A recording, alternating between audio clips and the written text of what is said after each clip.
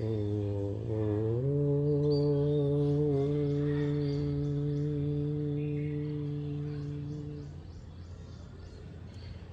of August 2025. We begin readings for the soul, the Bhagavad Gita, the Song of Divine. Every day we will read 2 minutes of Bhagavad Gita from the 1st of August.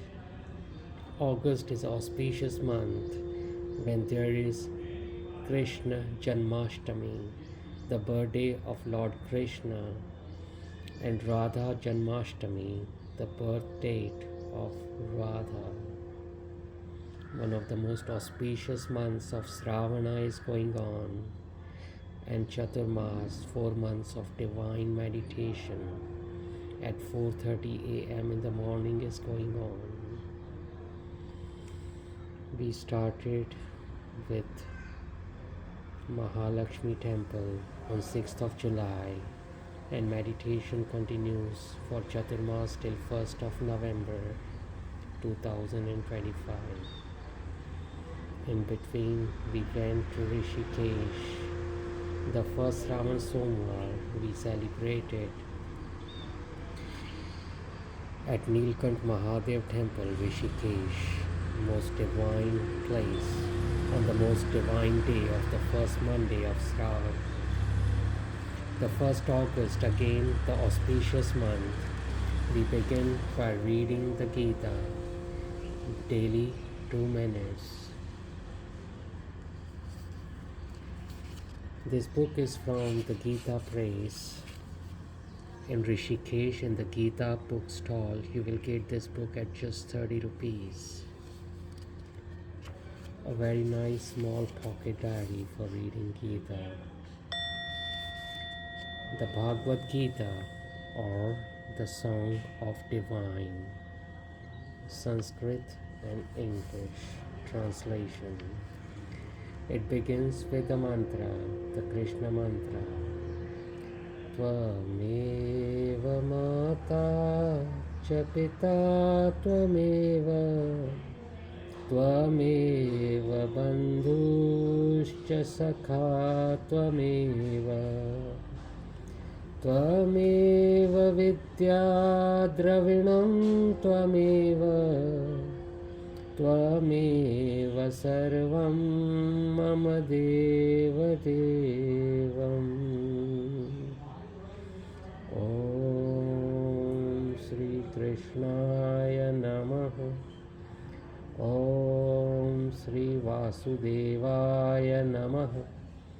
Om Namo Narayana. Jai Shri Radhe, Jai Shri Radhe, Jai Shri Radhe. Om Gurave Namaha.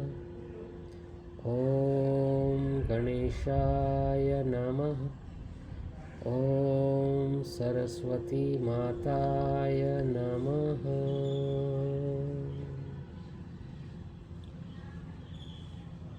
We invoke Lord Krishna,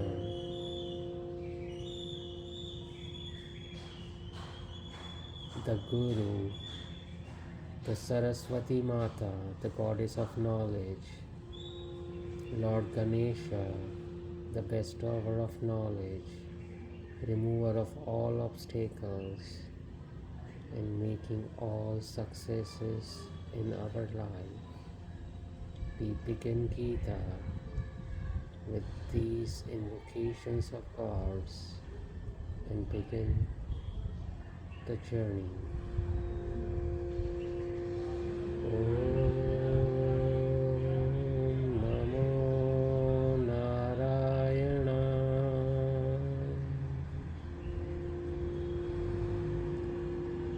The Bhagavad Gita, or the Song of Divine. Tvameva mata cha pita tvameva, tvameva bandhuscha sakha tvameva, tvameva विद्या द्रविणं त्वमेव सर्वं मम देवदेवम्.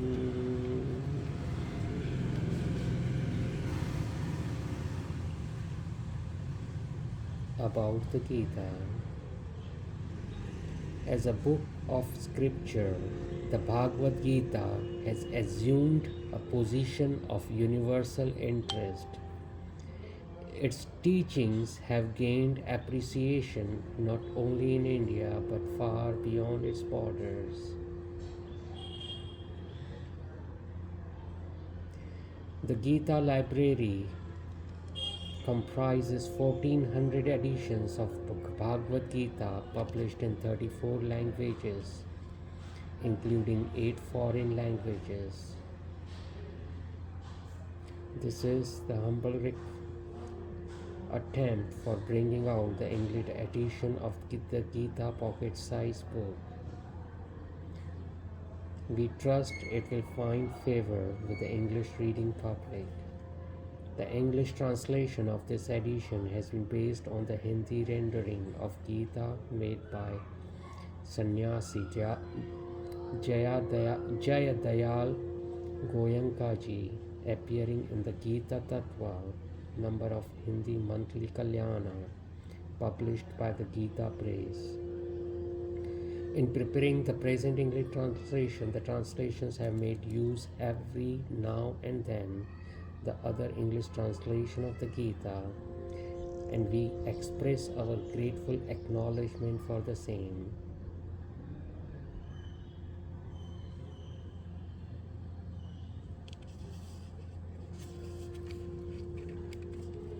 The greatness of Gita. Truly speaking, none has power to describe the words, the glory of the Gita, for it is a book containing the highest historic doctrines. It is the essence of Vedas. Its language is so sweet and simple that man can easily understand. But the thoughts are so deep that none can arrive at their end, even after constant study throughout a lifetime. Every day they exhibit new facets of truth, therefore they remain ever fresh and new. When scrutinized with a concentrated mind, possessed of faith and reverence, every verse of Gita will clearly appear as full of the deepest mystery. The manner in which the Gita describes the virtues, the glory, and the secrets of God is hardly found in any other scripture. For in other books, the teachings are generally mixed up, more or less, with worldly objects. But the Gita, uttered by the Lord, is such an incomparable book that not a word will be found in it which is devoid of some spiritual importance. That is why Sri Vedavyasa, after describing the Gita in Mahabharata, said in the end, the Gita Sugita Kartavya Kimanyaya Shastri Vistaraya Ya Swayam Padmanabhasya Mukha Padmadvinittisruta. The Gita should be carefully studied. After reading the text, its meaning and idea should be gathered and held in the mind. It emanated from loss of existence of any other being but God. This is the practice of Sankhya Yoga.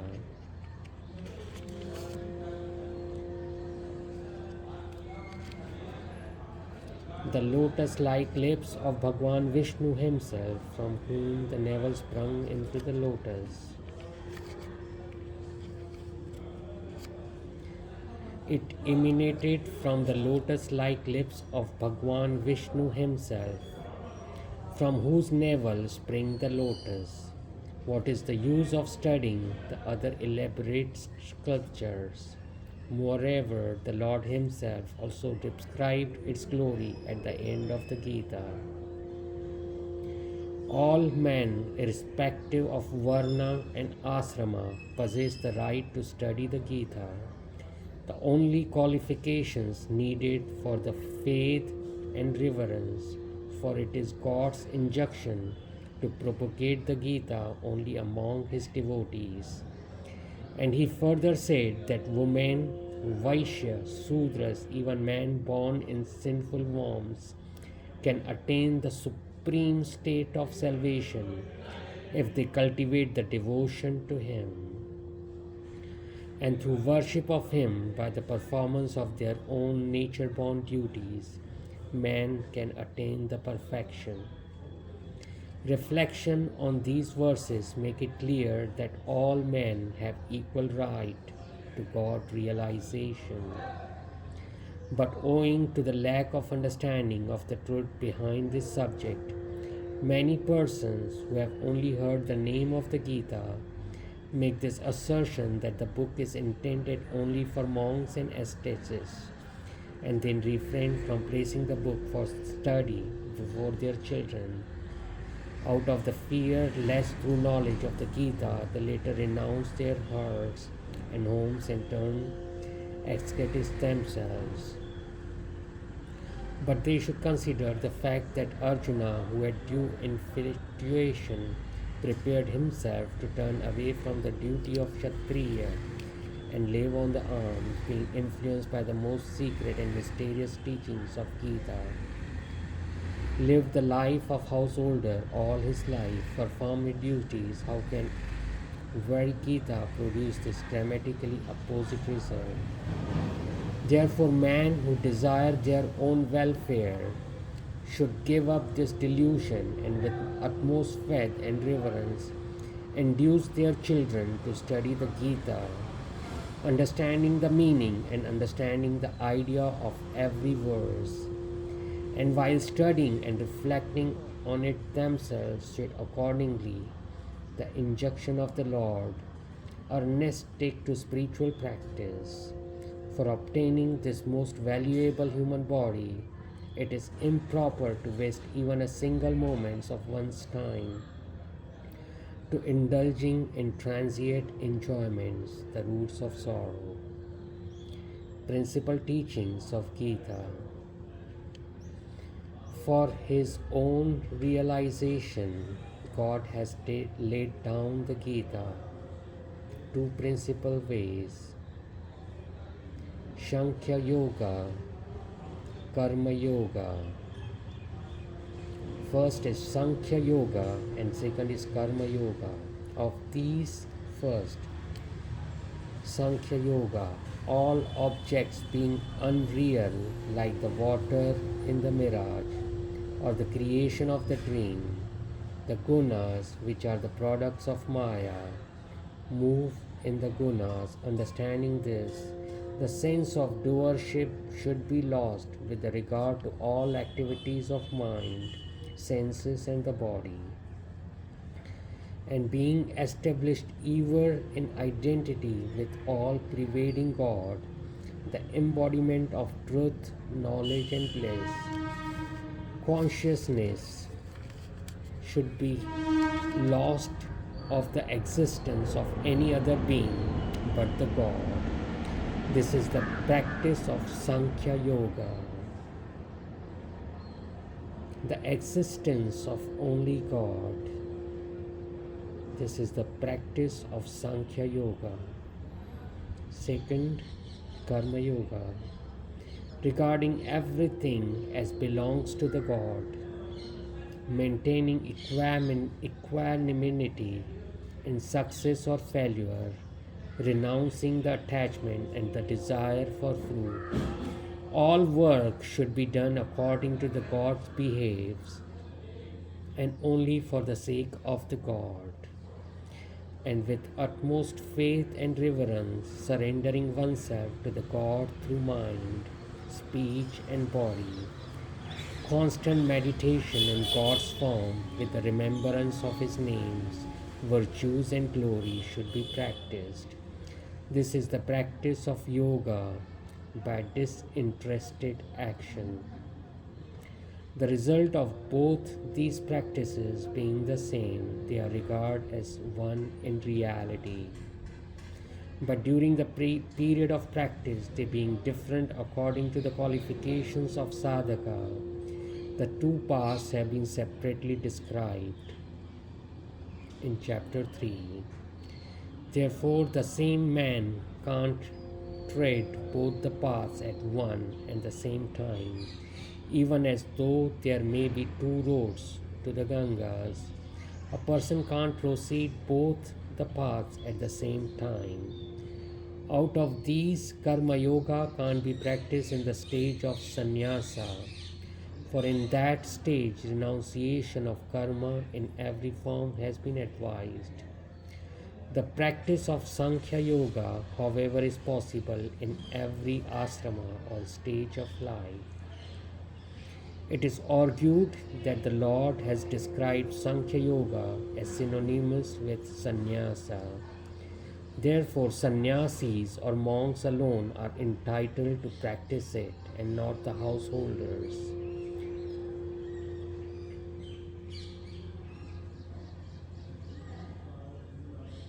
Lord here and there showed to Arjuna that was qualified to fight even according to the standard.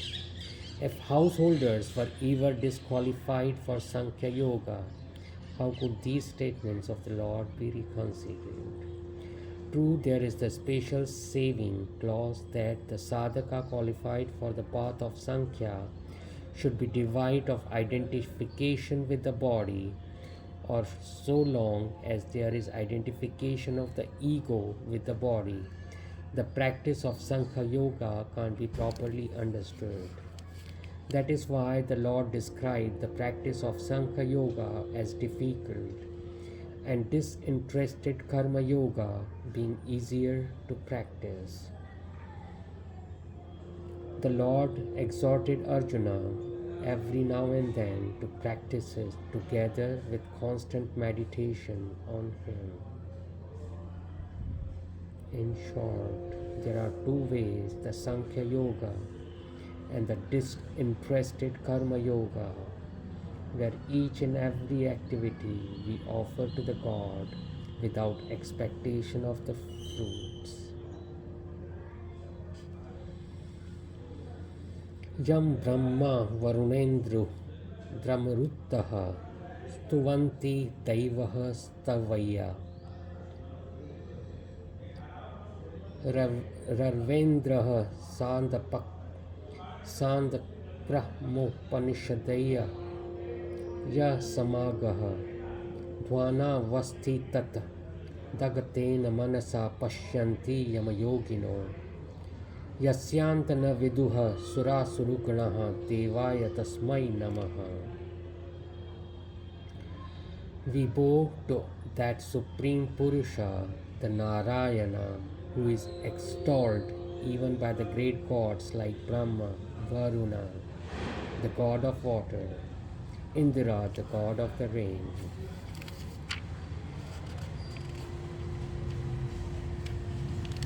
Rudra, the god of distraction, the Marutis, the vine gods, through celestial hymns, whose glories are sung by those proficient in chanting the Samaveda, through the Vedas along with the 6 Angas, branches of knowledge and ancillary to the Vedas, the Pada, the division of Vedic text into the separate worlds, Krama and Jata, particular forms of reciting the Vedas, and the Upanishads, who is the perceived by the yogis by means of their mind, made steady through meditation and fixed on the Lord, and whose reality is not even known even to the gods and asuras. शान्ताकारं भुजगशयनं पद्मनाभं सुरेशं विश्वाधारं गगनसदृशं मेघवर्णं शुभाङ्गं लक्ष्मीकान्तं कमलनयनं योगविद्यार्गणकभयं वन्दे विष्णुभयभयहरं सर्वलोकैकनाथम्.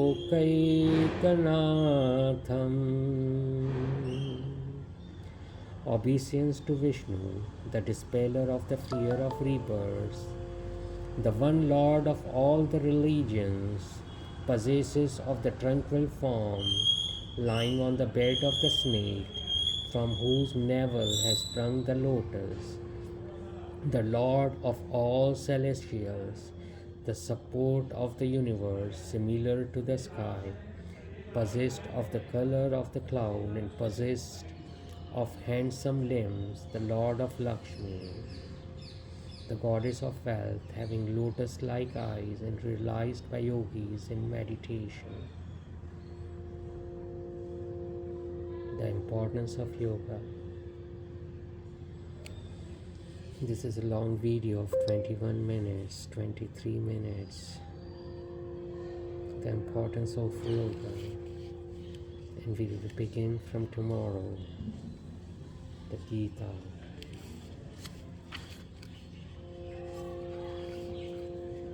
There are 18 chapters, and we will read one by one sloka for 2 minutes every day. With the blessings of Lord Krishna, the blessings of Lord Shiva, the blessing of Ma Ganga, the blessing of Saraswati Mata, the blessing of Mahalakshmi Mata. The journey continues.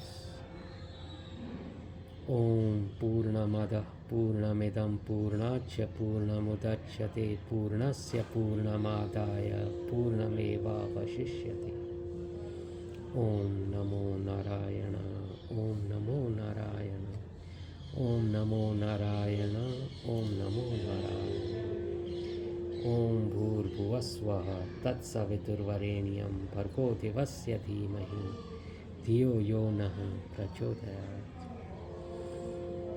Hare Ram, Ram Ram, Hare Hare, Hare Krishna, Krishna Krishna, Hare Hare, Hare Ram, Ram Ram, Hare Hare, Hare Krishna, Krishna Krishna, Hare Hare. Jai Sri Radhe, Jai Sri Radhe, Jai Sri Radhe. Om Namah Shivaya, Om Namah Shivaya. Jai Sri Radhe, Jai Sri Radhe, Jai Sri Radhe. Radhe Radhe, Radhe Radhe, Radhe Radhe.